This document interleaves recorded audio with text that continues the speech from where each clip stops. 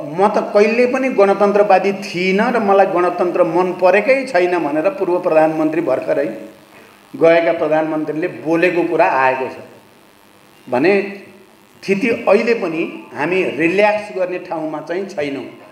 थोरै राजनीतिक नेतृत्वले रिल्याक्स गर्यो भने कति ठुलो क्षति हुँदो रहेछ भन्ने हामीले यो बिचमा पनि अनुभव गर्यौँ। यो पटक हामी रिल्याक्स गर्नेमा छैनौँ। रिल्याक्स चाहिँ खतरा हुने रहेछ जनताको लागि। भिजिलेन्ट हुनु नै चाहिँ सही रहेछ। अब त जितियो, अब त भने जस्तो गरेको त त्यो रिल्याक्स गरेको प्रतिफल त अदालतले हाम्रो पार्टीलाई दुईटा बनाइदियो। हामी दुईटा भएकै थिएनौँ। हामी एउटा चुनावसँगै लड्यौँ, एउटै घोषणापत्रमा जसले यो परिवर्तन ल्याउन भूमिका खेल्यो तिनीहरूलाई सखाप नपारेसम्म देश बन्दैन भन्ने भनाइ आएको छ। हिजो गणतन्त्र विरोधी धाराको प्रतिनिधित्व गर्ने अहिले पनि गणतन्त्र विरोधी धारामै छन्। तिनीहरूलाई राजा महाराजा हिजोकाले नै साथ दिएका छन्।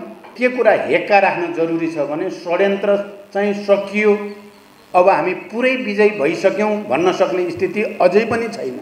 हामीले आँखा खुलै राख्नुपर्ने, कान खुलै राख्नुपर्ने, कहाँ कति बेला कसले के गर्छ भन्ने कुरालाई हेक्का राख्नै पर्ने स्थिति छ। परिवर्तनकारी शक्तिहरू अलि रिल्याक्स गरेको, अलि थाकेको या अब पुग्यो भने जस्तो गरेको, त्यहाँभित्र विभिन्न खालका कन्फ्युजन, विचारधारात्मक कन्फ्युजन, राजनैतिक कन्फ्युजन, सङ्गठनात्मक रूपले पनि अलि अस्तव्यस्त भएको मौका छोपेर अब यिनीहरूलाई परास्त गर्न सकिन्छ भनेर हिजो जुन तत्त्व र शक्तिहरूले गणतन्त्रवादी आन्दोलन दबाउनको निम्ति अनेक खालका हत्कण्डा प्रयोग गरेका थिए, तिनै हत्कण्डा प्रयोग गरेर फेरि परिवर्तनलाई उल्ट्याउने षड्यन्त्र भयो। मैले यहाँ के भन्न चाहन्छु भने हिजो पनि गणतन्त्रको लडाइँमा एउटा प्रवृत्ति गणतन्त्रवादी आन्दोलनलाई दबाएर दमन गरेर नै रोक्नुपर्छ भन्ने प्रवृत्ति थियो। राजनीतिक आन्दोलनभित्र, राजनीतिक धाराभित्र राज्यमा त्यस खालको थियो भने अर्को निरङ्कुश तन्त्रका विरुद्ध गणतन्त्रको आन्दोलनलाई सफल पार्नै पर्छ, लोकतन्त्र स्थापित हुनै पर्छ, यो देश एकात्मकताबाट सङ्घीयतामा लानुपर्छ, यो देशलाई धर्मसापेक्षताबाट धर्मनिरपेक्षतामा पुर्याउनु पर्छ र यो देशमा देशका सबै उत्पीडित वर्ग समुदाय सबैको समावेशी र समानुपातिक प्रतिनिधित्व हुने प्रणाली सुनिश्चित हुनुपर्छ भन्ने दुईटा धारा थिए। एउटा यो परिवर्तनको धारालाई रोक्नुपर्छ, यसलाई कुनै न कुनै रूपमा अराजकताको संज्ञा दिने, आतंकवादको संज्ञा दिने र परिवर्तनको निम्ति लड्ने योद्धाहरूलाई आतंककारीका रूपमा हत्या गर्ने अधिकार हामीलाई छ भनेर राज्य लागेकै हो। तर निरङ्कुश तन्त्रका विरुद्ध हामी के राजनीतिक दल, के जनसङ्गठन, के नागरिक आन्दोलन, के कर्मचारी आन्दोलन, कर्मचारी तन्त्र भनौँ, तपाईँ हामी सबै कर्मचारीहरू पनि त्यो आन्दोलनमा ऐक्यबद्धता व्यक्त गरेर सडकमा आएपछि नै देशबाट निरङ्कुश तन्त्रको अन्त्य भयो, गणतन्त्रको घोषणा गरियो। राज्यमा र आफूलाई अलिकति मूलधारको राजनीतिज्ञ भन्नेहरूको विरोधका बावजुद, त्यो प्रवृत्तिको प्रयासका बावजुद जनताको प्रवृत्ति, परिवर्तनको प्रवृत्ति, प्रगतिको प्रवृत्तिले जित्यो र हामी सङ्घीय लोकतान्त्रिक गणतन्त्रमा आयौँ। यता आइसकेपछि संविधान बनाउने चुनौती थियो, संविधान बन्यो। निर्वाचन गराउने चुनौती थियो, निर्वाचन सम्पन्न भयो। देशमा राजनीतिक स्थायित्व हुँदैन कि भन्ने चिन्ताको साथ यो परिवर्तनका वाहक शक्तिहरूले मुख्यतः सङ्घीय लोकतान्त्रिक गणतन्त्रका निम्ति लडाइँ लड्नेहरूकै प्रस्तावमा अब कम्युनिस्टहरू, प्रगतिशीलहरू, वामपन्थीहरू एक ठाउँमा हुनुपर्छ भन्ने प्रस्ताव गरियो। जनताले त्यसलाई सहर्ष त्यसलाई अनुमोदन गर्यो। निर्वाचन मार्फत एउटा नयाँ माहौल, एउटा नयाँ राजनीतिक परिस्थिति निर्माण भयो। अब सायद दशकौँसम्म नेपालमा राजनीतिक स्थायित्व रहन्छ। कम्युनिस्ट पार्टीको नेतृत्वमा, वामपन्थीहरूको नेतृत्वमा या प्रगतिशीलहरूको नेतृत्वमा सामाजिक न्यायसहित समाजवादको आधार तयार पार्ने एउटा नयाँ आर्थिक विकासले गति लिन्छ। प्रशासनमा सुधारका महत्त्वपूर्ण पहलहरू हुनेछन्। भ्रष्टाचार नियन्त्रण र सुशासनको निम्ति एउटा नयाँ ढङ्गले हामी अगाडि बढिनेछ। सङ्घीय लोकतान्त्रिक गणतन्त्रलाई सुदृढ गर्नको लागि आवश्यक पर्ने ऐन निर्माणले तीव्रता पाउनेछ। यी सबै अपेक्षा र सपना नेपाली जनताले, हामी सबैले पनि देखेकै हो। तर दुर्भाग्य 3 वर्ष बित्दा नबित्दै परिस्थिति फेरि बडो चुनौतीपूर्ण र जटिल ठाउँतिर गयो। कम्युनिस्ट पार्टी भित्रैबाट, कम्युनिस्ट पार्टीको नेतृत्व र सरकारको नेतृत्व गर्ने व्यक्तिहरूबाट नै परिवर्तनका विरुद्ध प्रहार गर्ने, संविधानका सकारात्मक चिजहरूमाथि प्रहार गर्ने, सङ्घीयतामाथि प्रहार गर्ने, पार्लियामेन्टका समितिहरूले तयार पारेर पठाएका विधेयकहरूलाई पनि अगाडि बढ्न नदिने, सङ्घीयतालाई सुदृढ गर्नको निम्ति, प्रदेशहरूलाई बलियो बनाउनको निम्ति कर्मचारीको सरुवा बढुवादेखि समायोजनका सबै कामहरूलाई सहज बनाउनको निम्ति राज्य व्यवस्था समितिबाट तयार पारेर पठाइएको निजामती ऐन प्रधानमन्त्रीले नै जानी बुझी त्यसलाई रोकेर राख्ने बडो विचित्रको स्थिति बन्यो। त्यति नभएर पार्टीभित्र चलेका विवाद र बहसलाई बहाना बनाएर जनताको सार्वभौम सत्ताको अभ्यास गर्ने प्रतिनिधि सभालाई विघटन गर्ने जस्ता निरङ्कुश कदमहरू देख्नु पर्यो। बडो अनौठो भयो। मैले यहाँ के चाहिँ भन्न खोजेको हो भने, हिजो गणतन्त्रका विरुद्ध बोल्नेहरू, लेख्नेहरू, सङ्घीयताका विरुद्ध बोल्ने लेख्नेहरू र परिवर्तनका विरुद्ध धारणा राख्नेहरू चाहिँ सुध्रिए होलान्। अब त यत्रो ठुलो परिवर्तन भइसकेपछि, संविधान बनिसकेपछि, कम्युनिस्टहरूको एकता भएर जनताले अनुमोदन गरिसकेपछि सुध्रिए होलान् भन्ने जे सोचिएको थियो त्यस्तो भएन। बरु उल्टै पार्टीभित्रै, पार्टीको नेतृत्वमा भएका व्यक्तिबाट नै प्रतिक्रान्तिकारी, प्रतिगमनकारी निरङ्कुश हरकतहरू आए। तपाईँ हामीलाई थाहा छ, अन्तर्राष्ट्रिय आन्दोलनमा र इतिहासमा क्रान्तिपछि जति प्रतिक्रान्तिहरू भए, दुनियाँमा ठुल्ठुला क्रान्ति र ठुल्ठुला प्रतिक्रान्ति, र ती प्रतिक्रान्तिहरू जहाँ कम्युनिस्ट क्रान्ति, सामाजिक क्रान्ति, समाजवादी क्रान्तिहरू भएका थिए, त्यहाँ प्रतिक्रान्ति कुनै पुँजीपतिहरूले सेना लिएर आएर लडेर प्रतिक्रान्ति भएको कहीँ पनि देखिँदैन। त्यहाँ कम्युनिस्ट पार्टी भित्रैबाट, कम्युनिस्ट पार्टीको नेतृत्वमा पुगेका व्यक्तिहरूबाट नै, राष्ट्रपति महासचिव बनेका मान्छेहरू नै पतन भएपछि पार्टी भित्रैबाट प्रतिक्रान्ति, पार्टी भित्रैबाट बुर्जुवाकरण, पार्टी भित्रैबाट निरङ्कुश तन्त्र आएको विश्व इतिहासमा हामीले देखेका चाहिँ हौँ नै।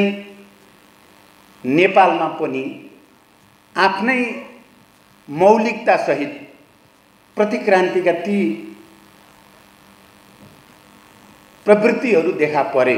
पार्टी भित्रैबाट, कम्युनिस्ट पार्टीले नै बनाएको प्रधानमन्त्रीले नै संविधानलाई च्यात्ने या परिवर्तनका ती सबै चिजहरूलाई उल्ट्याउने षड्यन्त्र भयो। तपाईँ हामीलाई थाहा छ, त्यो प्रवृत्ति पार्टीभित्र मात्रै होइन, पार्टी बाहिरका बुर्जुवाहरूले, प्रतिक्रियावादी देशभित्रका र देश बाहिरका सबैले त्यो प्रवृत्तिलाई मलजल गरे, हुर्काए, बचाए, साथ दिए, समर्थन गरे। तपाईँ निरङ्कुश राजतन्त्रवादीदेखि साम्राज्यवादी शक्तिसम्म विदेशी प्रतिक्रियावादी सबै नै त्यो प्रवृत्ति वरिपरि गोलबन्द भए र अब बिस्तारै परिवर्तनकारी शक्तिहरू अलि रिल्याक्स गरेको, अलि थाकेको या अब पुग्यो भने जस्तो गरेको, त्यहाँभित्र विभिन्न खालका कन्फ्युजन, विचारधारात्मक कन्फ्युजन, राजनैतिक कन्फ्युजन, सङ्गठनात्मक रूपले पनि अलि अस्तव्यस्त भएको मौका छोपेर अब यिनीहरूलाई परास्त गर्न सकिन्छ भनेर हिजो जुन तत्त्व र शक्तिहरूले गणतन्त्रवादी आन्दोलन दबाउनको निम्ति अनेक खालका हत्कण्डा प्रयोग गरेका थिए, तिनै हत्कण्डा प्रयोग गरेर फेरि परिवर्तनलाई उल्ट्याउने षड्यन्त्र भयो। मैले त भन्ने गरेको छु, चाहे हिजो जनयुद्ध र जनआन्दोलनका बेलामा प्रतिक्रियावादीहरूको एउटै रणनीति थियो, परिवर्तनकारी शक्तिहरूलाई घेरा हाल्ने, सखाप पार्ने, दमन गरेरै ठिक गर्ने भन्ने उनीहरूको रणनीति थियो भने जनताको रणनीति घेरा तोड्ने, अझ ठुलो घेरा तयार पार्ने र प्रतिरोध गर्ने रणनीति चाहिँ जनताको थियो, हामीहरूको थियो, हामी सबैको थियो। र त्यो कयौँ चक्र त्यो लडाईँ चलेपछि नै हामी सङ्घीय लोकतान्त्रिक गणतन्त्रसम्म आइपुगेको हो। र अहिले विडम्बना के भयो भने कम्युनिस्ट पार्टी भित्रैबाट प्रतिक्रान्ति जन्मियो, प्रतिगमन जन्मियो र त्यसलाई प्रतिक्रियावादी शक्तिहरूले मलजल गर्यो र हामी फेरि एकचोटि सडकमा जानुपर्ने, जनताको बिचमा जानुपर्ने, सबै परिवर्तनकारी शक्तिहरूलाई अपिल गरेर एउटा बृहत्तर मोर्चा बनाउनु पर्ने र त्यो प्रतिगमनलाई परास्त गर्नुपर्ने बाध्यता आइलाग्यो। हिजो युद्ध र आन्दोलनको बेलामा जस्तो थियो अहिले पनि चाहिँ प्रवृत्ति र धाराको रूपमा त्यस्तै रह्यो।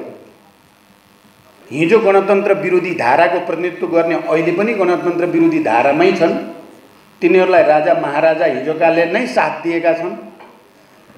तिनलाई हामी जति बेला 12 बुँदे समझदारी गरेर शान्ति सम्झौताको तयारी गर्दै थियौँ त्यति बेला कुनै हालतमा यो गर्न दिन हुँदैन भन्ने ठुल्ठुला विश्वका अति महाशक्ति राष्ट्रका प्रतिनिधिहरू चाहिँ 12 बुँदे समझदारी रोक्नको लागि, शान्ति सम्झौता रोक्नको लागि गरेका कसरतहरू सम्झिँदा अहिले भएको प्रतिगमनकारी हरकत त्यसैको निरन्तरता लाग्छ। अहिले पनि उनीहरू कहीँ न कहीँ यसलाई रोक्ने कोसिस गरि नै राखे र हामीले पनि फेरि एउटा नयाँ गठबन्धन बनाएर हामीले गठबन्धनको बेलामा भन्यौँ, मलाई लाग्छ तपाईँहरू सबैले त्यो कुरा सुन्नु भएको छ, थाहा पाउनु भएको छ।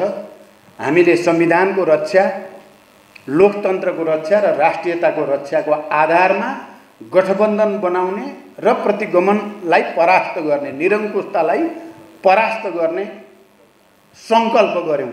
त्यही सङ्कल्पसहित हामी आन्दोलनमा गयौँ र त्यो आन्दोलनले एउटा सफलता प्राप्त गरिसकेपछि अहिले परिवेश नयाँ बनेको छ। पक्कै पनि अहिले फेरि गणतन्त्र के अरे गठबन्धनको सरकार छ। हिजो अस्ति मात्रै अब 5औं सरकार भनौँ चाहिँ प्रदेशको पनि गठबन्धनकै भयो, भोलि पर्सितिर अब 6औं पनि गठबन्धनकै बन्दैछ। यो ठुलो परिवर्तन हो। यसमा तपाईँ हामी सबैले गर्व गर्नुपर्छ। यो जनताकै जित हो, जनताको आन्दोलनकै जितको निरन्तरता हो। यति भनिसकेपछि र अहिले हामी चाडपर्वको सन्दर्भमा शुभकामना आदान प्रदान पनि गर्दैछौँ।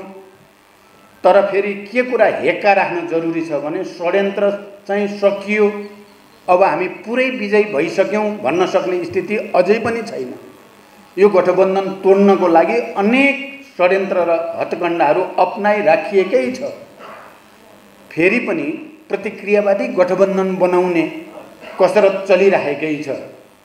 यो गठबन्धनभित्र अलिकति कमजोर को छ, वैचारिक राजनीतिक रूपले या अन्य राजनीतिक स्वार्थको हिसाबले त्यसको खोजी भइ नै राखेको छ। यहाँभित्र अर्को त्यस्तो निरङ्कुश प्रवृत्तिको कोही मान्छे भेटिन्छ कि र त्यसलाई प्रयोग गर्न सकिन्छ कि भन्ने कसरत भइ नै राखेको छ। वैदेशिक प्रतिक्रियावादीहरूको त्यो पक्ष जसले नेपालको यो परिवर्तनलाई रुचाएको छैन, यो संविधानलाई रुचाएको छैन, ती शक्तिहरू पनि कहीँ न कहीँ यो गठबन्धन कमजोर पार्ने उपायहरूको खोजीमा छन्। त्यसकारण कर्मचारी साथीहरू, तपाईँ हामी सबै अहिले पनि भिजिलेन्ट रहिराख्नुपर्ने, हामीले आँखा खुलाइराख्नुपर्ने, कान खुलाइराख्नुपर्ने, कहाँ कति बेला कसले के गर्छ भन्ने कुरालाई हेक्का राख्नै पर्ने स्थिति छ। अहिले तपाईँ हामीले देखिराखेका छौँ न्यायालय सम्बन्धी विवाद जसरी देखा परेको छ या प्रतिक्रियावादी गठबन्धन बनाउने र मैले त 2-4 दिन अगाडि मात्रै सुने अब म त कहिले पनि गणतन्त्रवादी थिइनँ र मलाई गणतन्त्र मन परेकै छैन भनेर पूर्व प्रधानमन्त्री भर्खरै गएका प्रधानमन्त्रीले बोलेको कुरा आएको छ भने स्थिति अहिले पनि हामी रिल्याक्स गर्ने ठाउँमा चाहिँ छैनौँ। थोरै राजनीतिक नेतृत्वले रिल्याक्स गर्यो भने कति ठुलो क्षति हुँदो रहेछ भन्ने हामीले यो बिचमा पनि अनुभव गऱ्यौँ। पहिलो प्रतिनिधि सभा विघटन भयो, हामीले देशव्यापी अभियान चलायौँ, नेकपाको एउटा परिवर्तनकारी प्रगतिशील धारा वामपन्थी धारा जसमा म लगायत माधवजी झलनाथजीको पुरै टिम हामी थियौँ। देशव्यापी अभियान चलायौँ, ठुल्ठुला जनप्रदर्शन र सभाहरू भए र अन्ततः अदालतले विघटनका विरुद्धको फैसला दियो र एउटा राम्रो जनताको जित भएको हामीले महसुस गऱ्यौँ र हामीले 10-15 दिन रिल्याक्स गऱ्यौँ। वास्तवमा अब त जितियो, अब त भने जस्तो गरेको त त्यो रिल्याक्स गरेको प्रतिफल त अदालतले हाम्रो पार्टीलाई 2टा बनाइदियो। हामी 2टा भएकै थिएनौँ। हामी एउटा चुनावसँगै लड्यौँ, एउटै घोषणापत्रमा एकता गऱ्यौँ, पार्टी दर्ता भयो, वैधानिकता सबै पुरा गरिएको छ। बडो अप्राकृतिक तरिकाले हामीलाई 2टा बनाइयो। त्यो पनि त्यस्तो दिन जुन दिन हामीले प्रतिगमनका विरुद्ध, सरकारको प्रतिगमनकारी हरकतका विरुद्ध र पार्टीभित्र देखिएको प्रतिक्रान्तिकारी प्रवृत्तिका विरुद्ध सङ्घर्षमा हामी विजयी भएका थियौँ। पार्टीमा त 2/3 बहुमतले हामीले ओली प्रवृत्ति र त्यसका नायक खलनायक भनेर हामीले केपी ओलीलाई पार्टीबाट निष्कासन गरेका थियौँ। बडो वैधानिक, आधिकारिक र प्रामाणिक रूपमा दुनियाँको कोही पनि बुद्धिजीवी र तर्कशास्त्रीले या कानुनवेत्ता कसैले पनि भन्न सक्दैन कि हामीले गरेको कारबाही अवैध थियो, गलत थियो। झन्डै 70% उनी नसचिएपछि गरेको कारबाही थियो। त्यो निर्वाचन आयोगले आँखा चिम्लेर त्यसलाई सदर गरिदिनु पर्थ्यो, गर्नै पर्थ्यो। त्यो संविधान अनुसार, ऐन अनुसार, परम्परा अनुसार गर्नै पर्ने थियो। गरेन, रोकिराख्यो। यदि त्यो गरिदिएको भए गर्नै पर्ने काम थियो, गरेको भए अहिले यो कथित एमाले गुट, केपी गुटको रूपमा जो छ त्यो चाहिँ रहने थिएन नेपालमा। पार्टीको हैसियत रहँदैन थियो, उसको सिद्धिन्थ्यो। तर ठुलो प्रतिक्रियावादी सेटिङभित्रबाट त्यसलाई त्यो दिन चाहिँ यो पार्टीलाई विभाजित गरियो। जुन दिन पार्लियामेन्टभित्र बहुमत सांसदहरूले हस्ताक्षर गरेर उनलाई दल नेताबाट पनि हटाइयो र त्यो बैठकको सर्वसम्मतले मलाई दल नेता निर्वाचित गर्यो। त्यो कागज लिएर हामी सचिवालयमा गयौँ, संसद सचिवालयमा दर्ता गरेर बाहिर निक्लिँदा पार्टी 2टा भएको घोषणा गरियो। त्यही दिन भने नेपालमा राजनीतिक षड्यन्त्र कसरी हुँदो रहेछ, सेटिङ कसरी हुँदो रहेछ भन्ने त देखिएकै छ। त्यही यो पटक हामी रिल्याक्स गर्नेमा छैनौँ। म तपाईँहरू पनि कोही नै रिल्याक्स चाहिँ नगर्नु होला। रिल्याक्स चाहिँ खतरा हुने रहेछ जनताको लागि। भिजिलेन्ट हुनु नै चाहिँ सही रहेछ। सतर्क भएर बसियो भने चाहिँ हुन सक्ने सम्भावित षड्यन्त्रलाई परास्त गर्न सकिँदो रहेछ। रिल्याक्स गरियो भने चाहिँ अर्कोतिरबाट फेरि छड्के हान्ने काम हुँदो रहेछ। यो अनुभव पनि हामीलाई भएको छ।